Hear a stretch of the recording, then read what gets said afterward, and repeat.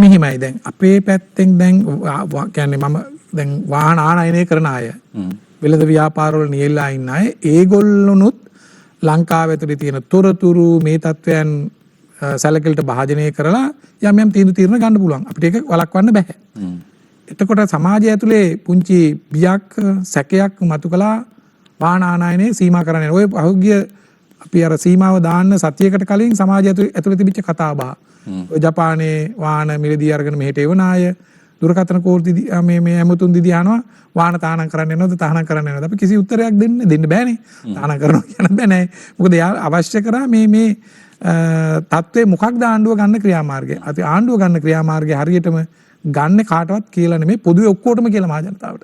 එක්කෙනෙකුට දෙන්නෙකුට කියන්නේ නැහැ. ඒ නිසා අපි මේ දත්ත අරන් බැලුවත් අපි කියන්න තියෙන කාරණේ තමයි ඔය කියන ආකාරයට යම් සමාගම් වැඩිපුර අඩුවෙන් ගෙනල්ලාද කියලා කාටෝ විශ්ලේෂණයක් කරලා බලන්න පුළුවන්. ඕන් අතීතයේ වාහන ගෙනාවේ කොයි විදියද?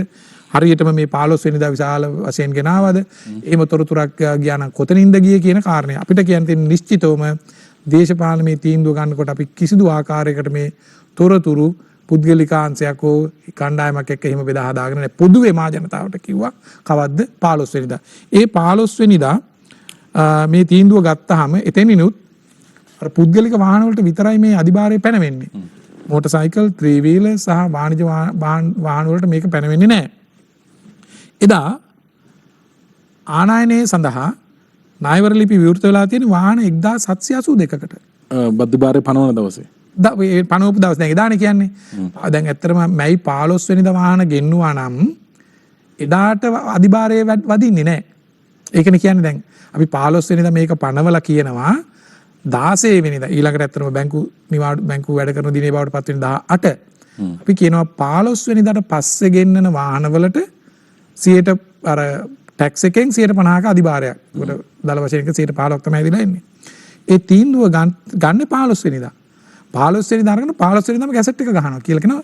ඔබ අද නායවර ලිපි විවෘත කරලා තිබුණා. ඔබට මේක බලපාන්නේ නැහැ. අදින් පස්සේ ප්‍රශ්නයක් තියෙනවා වැඩිපුර ගෙවන්න වෙනවා. එතකොට අරන් බලන්න උන්නේ කියන දවස. ඒ කියන්නේ බදු අඩුවෙන් අය කරන දවසේ ඇවිල්ලා තියෙන වාහන ප්‍රමාණය 1782යි. නිරන්තරයෙන් කිව්වා 4000ක් ගෙනාවා දෙන්නෙක් ගෙනාවා. ඉතින් ඒගොල්ලන්ගේ තමයි වගකීම ඒ 4000 කවුද ගෙනාපු දෙන්න කවුද? මේ දානේ තීන්දුව ගන්න නේද? ඒකට විවිධ දැන් ඒ ගෙනාපු දෙන්න සමහර විට මේ 1782 අතරේ වාහන ගෙනලා තියෙන්න පුළුවන්. උදයාලගේ අයිතියක් තියෙනවනේ ගෙන්නන්න. ඔප්පු කරන්න ඕනේ. ඒ ගෙන්නවීම සඳහා යාලා සාමාන්‍ය ගෙන්නනවට වඩා වැඩිපුර ගෙන්න ගත්තා. ඒ ගන්න ගැනීමට අපේ දේශපාලනයෙන් තොරතුරු දුන්නා. එහෙම නැතුව නිකන් ප්‍රකාශ කළ වැඩක් නැහැ නේ. ඊට කලින් බලන්න මැයි 14 වෙනිදා මේ තීන්දුව ගන්න කලින් 7338ක් වාහන ගෙනලා තියෙනවා. ඒ වගේම මැයි 4 වෙනිදා 4554ක් ගෙනලා තියෙනවා. ඒ වගේම දැන් ওই මැයි 15 වෙනිදා LC විවෘත කිරීමට ගිය මුදල ඇමරිකානු ඩොලර් මිලියන 23යි.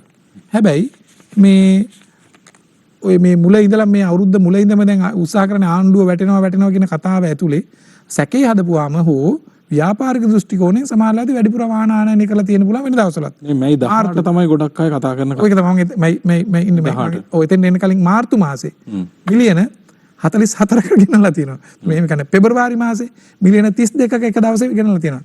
සාමාන්‍ය අපි හැමතිස්සෙම බැලුවේ දවසේ ගන්නන ප්‍රමාණය අඩු වැඩි වෙන්න පුළුවන්. අපි 탁සීරුක තාමත් මේ තියෙන්නේ සාමාන්‍ය දිනක ඩොලර් මිලියන 6ත් 7ත් අතර ප්‍රමාණයකට තමයි මේ 탁සීරුව ගණන් ගන්නේ. ඒ අතරේ උච්චාවචනයන් වෙන්න පුළුවන්. ඒ උච්චාවචනයේ චෝදනාව වෙන්නේ 15 වෙනිදා විශාල ප්‍රමාණයක් ගෙන්නවා කියලා. වාහන සංඛ්‍යාවත් විශාල එකක් නෙමෙයි. ඒක 18 වෙනිදා ගේන්න පුළුවන්. 18 වෙනිදා ගෙන්නන වේවට බදු වදිනවනේ. වැඩිපුර ඉතින් 18 වෙනිදා තමයි ඇත්තටම 9499. ඒ කියන්නේ අපි වාහන සීමා කරන්න කියන්නේ පුද්ගලික වාහන අඩු කරන්න කල් දමා ගන්නයි කියලා පරමාර්ථයක් අතුව කරනවා. හැබැයි වාහන ටිකක් වැඩිපුර වෙනවා. ඉතින් මිනිස්සුන් අර බයක් ඇති වෙන්නේ නැතිනේ. මම දැනටත් කියන්නේ ඔබ කිසිදු ආකාරයක බයක් සැකක් ඇති කරගන්න එපා. මේවා තහනම් කරනවා කියලා කිසිදු ආකාරයක තහනම් කරන්නේ නැහැ. ඒ බයසක ඇති කර ගැනීම නිසා වැඩි මිලට වාහන මිලදී ගැනීම අනවශ්‍ය ක්‍රියාකාරකම් වලට යෑමෙන් ඔබට පාඩු ලබන්න සිද්ධ වෙයි. මොකද මිල අපෝ පල්ලහැට එන්න පුළුවන් නේ. මේ තත්ත්වයන් සමනය වුණාට පස්සේ.